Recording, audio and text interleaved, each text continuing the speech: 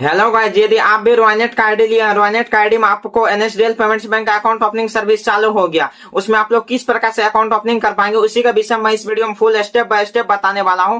उससे पहले मैं आप लोगों को बता देता हूं, यदि आप भी ऑल ओवर इंडिया में कहीं से भी है, यदि किसी भी कंपनी का आईडी के साथ काम कर रहे हैं, तो आप लोग एक बार रॉयनेट के साथ भी काम करके देखिए। रॉयनेट में कई सारा सर्विस अलग अलग मिल जाता है, जिसमें कि आपको अकाउंट ओपनिंग सर्विस भी मिल जाएगा। नॉर्मल सर्विस जितना अदर कंपनी में होता उससे कई सारा एक्स्ट्रा सर्विस मिल जाता। साथ ही साथ इसमें क्रेडिट कार्ड का फैसिलिटी मिल जाती है। इसमें credit card to bank transfer कर सकते हैं।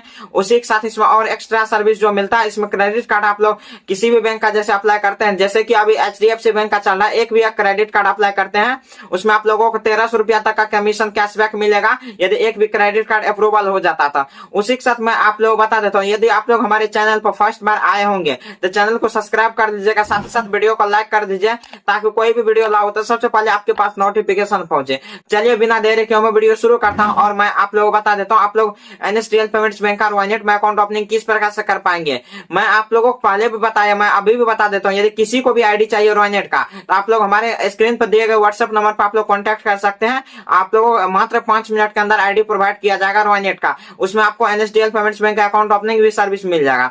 चलिए मैं अपना सिस्टम पर चलकर आप लोग दिखा देता हूँ किस प्रकार से आप लोग एनएसडीएल पेमेंट्स बैंक का अकाउंट ओपनिंग कर पाएंगे, जो कि आप लोगों को मैं स्टेप बाय स्टेप बताने वाला हूँ। चलिए सिस्टम पर चलता हूँ और आप लोगों को मैं बता देता हूँ। उसके लिए आप लोगों को सिस्टम रॉयनेट टाइप करेंगे, रॉयनेट वाला फर्स्ट वाला वेबसाइट पर आप लोग क्लिक करेंगे। इस पर जैसे ही क्लिक करेंगे तो इस तरह से इंटरफेस मिलेगा। तो आप लोगों को यहाँ पर सीएसपी आईडी और पासवर्ड और आप लोगों को यहाँ पर कैप्चा फिलअप करके इसको लॉगिन कर लेना है। चलिए मैं तीनों डिटेल फिलअप करके इसको लॉगिन कर लेता हूँ।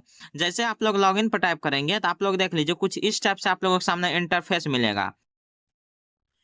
उसके बाद आपका रजिस्टर जो भी नंबर होगा, रजिस्टर नंबर पर आपका ओटीपी जाएगा, तो आप लोग यहाँ पर ओटीपी फिलअप कर लीजिएगा।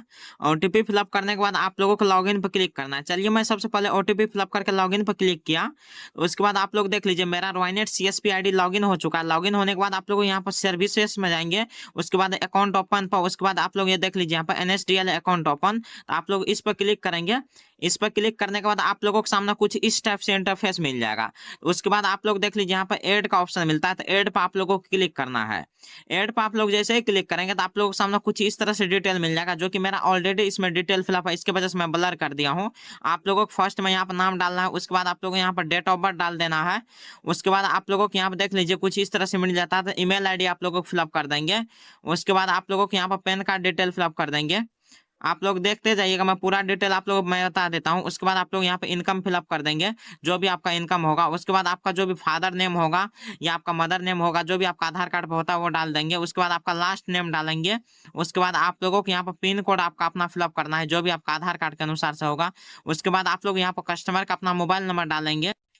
फिर उसका मैरिटल स्टेटस सेलेक्ट कर लेंगे। उसके बाद इसमें स्टेटस में पेंडिंग रहेगा। उसके बाद अकाउंट ओपन चार्ज जो भी होगा आप लोगों को दिखा जाएगा। यहाँ पर फर्स्ट अकाउंट खोलते होंगे तो इसमें चार्ज नहीं कटेगा। उसके बाद आप लोगों को नॉमिनी डिटेल ऐड करने के लिए फिर नॉमिनी डिटेल्स पर क्लिक करके आप लोग यहाँ पर नॉमिनी डिटेल फिलअप कर लीजिएगा।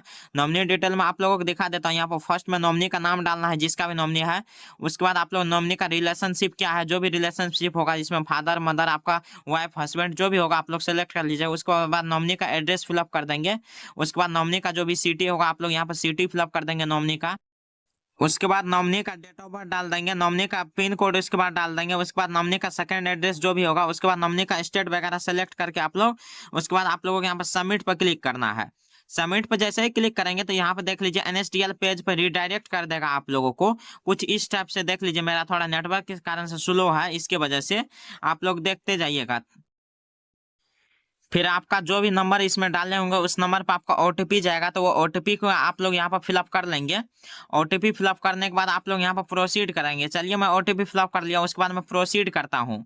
प्रोसीड करने के बाद आप लोग देख लीजिए कुछ इस तरह से लोडिंग लेंगे। उसके बाद आप लोग यहाँ पर देख जाएंगे अकाउंट ओपनिंग, कुछ इस तरह से आप लोग यहाँ पर देख जाएंगे जीरो बैलेंस आपका अकाउंट ओपनिंग होने वाला है। तो आप लोगों को यहाँ पर यस पर क्लिक करना है डायरेक्ट। आप लोग जैसे यस पर क्लिक करेंगे तो आपका पर्सनल डिटेल इस तरह से दिख जाएगा जो भी होगा। उसके साथ आप लोगों को यहाँ पर फर्स्ट नेम पहले डाल देना है, जो भी आपका फर्स्ट नेम होगा उसी के साथ आपका यहाँ पर लास्ट नेम या मिडिल नेम जो भी है मिडिल नेम डाल देंगे। उसके बाद आप लोग यहाँ पर लास्ट नेम डाल देंगे, उसी के साथ आप लोगों को यहाँ पर डेट ऑफ बर्थ डाल देना है। डेट ऑफ बर्थ डालने के बाद आप लोगों को यहाँ पर देख लीजिए इसमें कैलेंडर से सिलेक्ट कर लेंगे। उसके बाद टर्म एंड कंडीशन इसको एक्सेप्ट कर लेंगे आपका पॉलिसी का। उसके बाद सबमिट जैसे करेंगे तो आप लोगों को इस तरह से इंटरफेस दिख जाएगा। यदि पैन कार्ड आपके पास होगा तो आप लोग यस करेंगे, पैन कार्ड नहीं है तो नो करेंगे। तो आप लोग जैसे मेरे पास पैन कार्ड है तो चलिए मैं यस करके प्रोसीड किया। उसके बाद आप लोग देख लीजिए यहाँ पे पैन कार्ड आ गया, तो यहाँ पे आप लोग को पैन कार्ड नंबर डाल देना है। चलिए मैं पैन कार्ड नंबर डालने के बाद ऑटोमेटिक मेरा फैच कर लिया। उसके बाद ई-केवाईसी का पेज पे रिडायरेक्ट कर दिया है।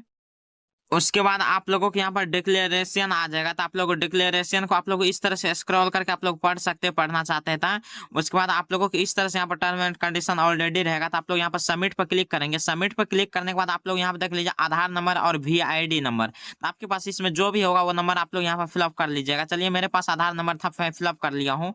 उसके बाद आप लोग सबमिट करने के बाद आप लोगों के पास डिवाइस आ जाएंगे। आपके पास जो भी डिवाइस होगा वो डिवाइस सेलेक्ट करके आप लोग अपना डिवाइस पर फिंगर लगाइएगा, फिंगर स्कैन हो जाएगा। उसके बाद फिंगर स्कैन होने के बाद आप लोग देख लीजिए कुछ इस तरह से आप लोग सामने लोडिंग लेगा पेज।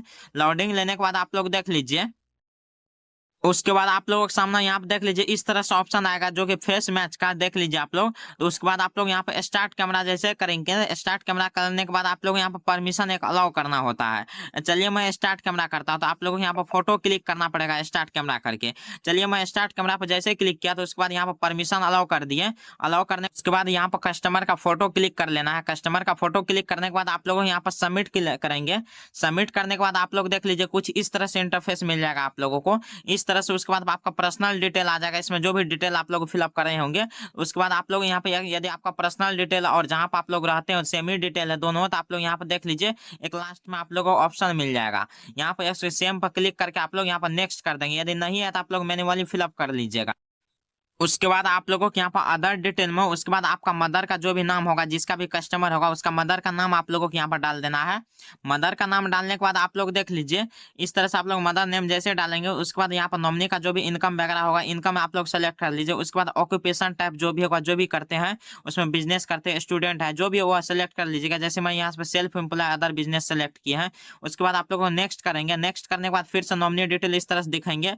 उसके बाद चाहे तो इसको नॉमिनी का स्किप भी कर सकते हैं यदि नॉमिनी ऐड नहीं करना चाहते। चलिए मैं ऐड करना चाहता हूँ तो मैं नेक्स्ट करूंगा। उसके बाद आप लोगों के सामने यहाँ पे आ जाएंगे BC करेंट अकाउंट, तो इसको आप लोग टिक करके आप लोग प्रोसीड कीजिएगा।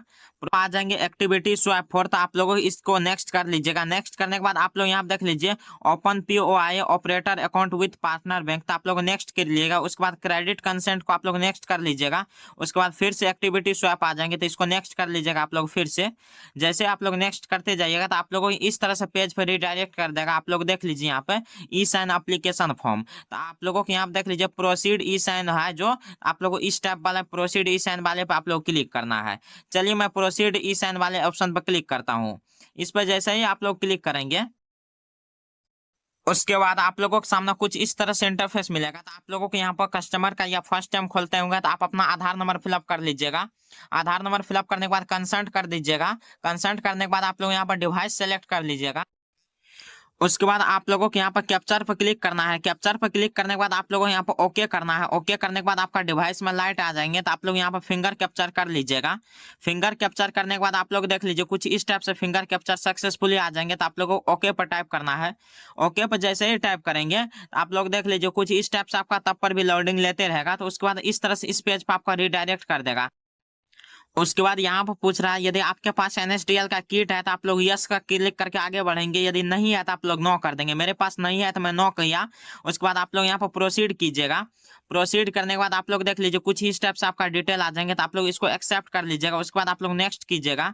नेक्स्ट जैसे ही करेंगे तो आप लोग देख लीजिए कुछ इस स्टेप से आप लोगों के सामने इंटरफेस मिल जाएगा, लोडिंग ले रहा है इस तरह से। उसके बाद आप लोगों के सामने इस तरह से कांग्रेचुलेशन का मैसेज आ जाएगा। उसके बाद आपका अकाउंट नंबर और कस्टमर आईडी आपका नाम दिख जाएगा यहाँ पे।